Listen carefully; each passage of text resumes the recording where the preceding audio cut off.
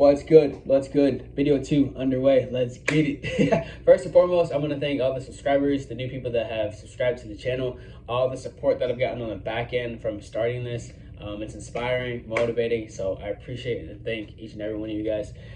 Pretty much this video is going to be titled Opposite Day is the Way. So I'm not sure if you guys had in school opposite day, if you guys celebrated it at all. I remember me having a glimpse of a memory and a meditation about it just as a young kid, celebrating opposite day. So if you look up online, opposite day is actually January 25th, opposite day. So pretty much you're doing the exact opposite, I guess, of what you would normally be doing on a regular day. And I was, in a sense, meditating on the power of that. Not only doing the opposite of your own natural tendencies, which is very, very key, but also doing the opposite of natural tendencies that the world is doing, right? There's a story that will pretty much summarize this entire concept and idea up. If there were a group of 500 sheep all going in one exact direction, let's just say it's south, right? And hypothetically, you get an opportunity to ask the sheep in the middle of the exact pack, and that sheep actually speaks English, right? And you ask the sheep, hey, why is everyone going in this exact south direction? He's naturally just going to be like, well, everyone else is heading this way.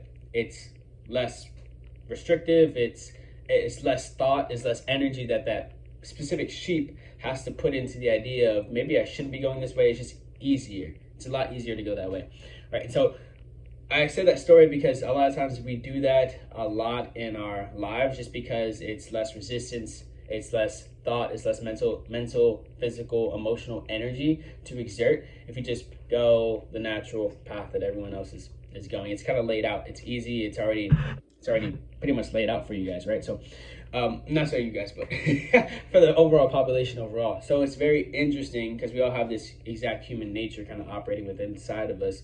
So the topic that brings me along to is pretty much fasting and or food overall in general.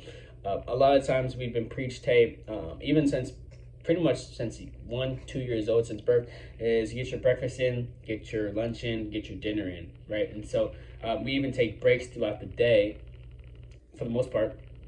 Our daily schedule, work schedule, school schedule, it's pretty much framed to have the breakfast, the lunch, and the dinner, right? And so naturally, obviously there's a problem because statistically there's 65% of the population is actually obese or overweight. Most people don't normally work out or restrict themselves of any kind of food intake.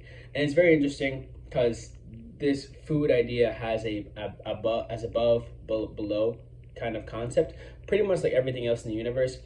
For an example, right, another analogy is these veins in my arm, right? They resemble tree roots, like tree limbs on a tree.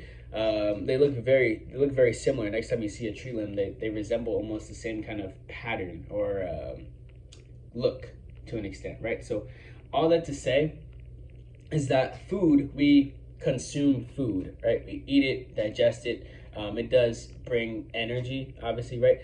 In the same sense as we consume food actually consumes us, right? What does that mean? Right? Food consuming us means it takes up our physical, mental, and emotional energy, especially if those heavy meals, right? It's not a coincidence, it's not an accident that when you eat a big buffet or eat a big meal, like everyone usually does, right? The best part, you usually want to go to sleep, or you usually want to, I guess, sleep off the energy to an extent, right? So because it's taking up so much energy to consume it, the food is also consuming space within your physical body. So it takes energy to actually consume that. So all I have to say is that with that consumption, going the opposite way is actually very, very powerful. Now, and you can test this out for yourself, right? You go a whole day without eating, I can guarantee you, you're going to be alive at the end of the day. You're not going to die. You're not going to be starvation. If anything, you're going to sleep better at the night because your body has actually fully digested the food that you've eaten the previous day, and you're going to have a better night's sleep, right? They actually say prior to sleep about 2 to 3 hours to stop eating. So it's even coincidental that we even eat dinner. It's very interesting that we eat normally a heavy dinner and then we go to sleep, so we actually don't get as much rest as our body fully needs, right? So food consuming you, power of elimination. is another big concept. When you go the opposite way, we're such in a consumer mentality of consuming different TV shows, consuming different food. So eliminating things, I think I talked about this in the previous video, but with success, it's not necessarily adding more things to your schedule. It's seeing what you can eliminate from your schedule that will increase the productivity, right? And fasting has been one. So me personally, I've actually been taking on a 1 meal a day regimen. Now that's pretty extreme. I had started out with pretty much intermittent fasting. Most people have heard of it. Pretty much where you're only eating 8 hours a day and skipping 16 hours a day, where you're just fasting, sleeping included in that 16 hours, of course, right? And so 8 hours a day, you're actually eating, consuming food. The rest of the time, you're fasting. So that's an incremental incremental way to kind of get into the power of fasting, kind of see it optimize and pretty much transform your own life. Try it for yourself, obviously, but for myself, it's given me a lot of benefits. I think the biggest thing is, waking up earlier, sleeping, having deeper sleep while I'm sleeping, and actually letting the food digest. There's scientific evidence that I think about 12 to 18 hours. I mean, your food actually allows to digest, right? It actually digests.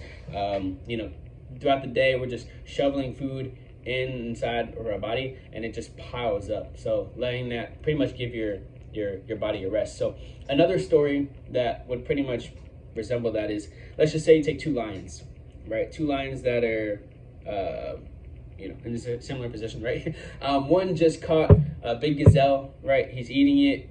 He's feeding the family, right? And so as soon as he fully digests that, he's pretty comfortable. Like, the family's eating, the wife, the kids, they're all eating the food, and everyone's super comfortable, right? And he's just laying in the grass, pretty much living off the fruits of his labor, pretty much, and he's resting, right? But you also have another lion that hasn't eaten for about 3 days and searching for his food, but he's hungrier than ever. The drive, the motivation, the inspiration, I mean, it's just, his willpower is like on another level. So you take those 2 lions, and you're even in that grass, right? Who would you be more scared of? Who would you be more intimidated by, right? Obviously the lion that's been fasting, because his drive is so much stronger than the lion, because he just got his desires and all of his needs met, right? So all that to say, in my personal experience, I've seen myself a lot more inspired, motivated, driven, and literally hungry. My energy level has actually increased with the power of fasting. So something I've been implementing outside of the 1 meal a day. Usually I'll get that between a 2 p.m. to a 4 p.m. time frame, because that also gives me enough time before I go to sleep, to where I'm fasted. Pretty much, the food has digested by the time I go to sleep, and also in the morning to where it hasn't taken up too much of my energy levels, because I haven't had a big breakfast. So that 2 to 4 time frame is literally perfect for me. But also on Sundays, either Saturdays or Sundays on the weekend, when usually people are eating. Currently, I'm fasting today on this Sunday, when I know the far majority are eating, consuming, and resting today, right? But not fully resting, because their digestive is still working, but it's also important to not be caught in these modalities and think this is only the way, because there was a time in my life, and all of our lives, where we were eating 3 meals a day. And so to shame the person that is eating 3 meals a day is, you completely lost the concept of the entire idea behind this entire thing. We're still maintaining love and understanding for each individual that's on their own path, but being the example, leading by example, and going down that path. So believing in the power of fasting, implementing it within my own life, that's what we're doing at this process. Hopefully you guys, if you guys have not tried intermittent fasting or some type of fasting, I would definitely highly recommend it. Experiment with your own body, right? See what kind of results you produce, how your week goes, how your day goes, by just experimenting and trying out fasting. So that's pretty much the video. Thank you guys again for the ultimate support, love, and guidance. You guys have been, consistently around. So boom, video 2 done. Let's get it.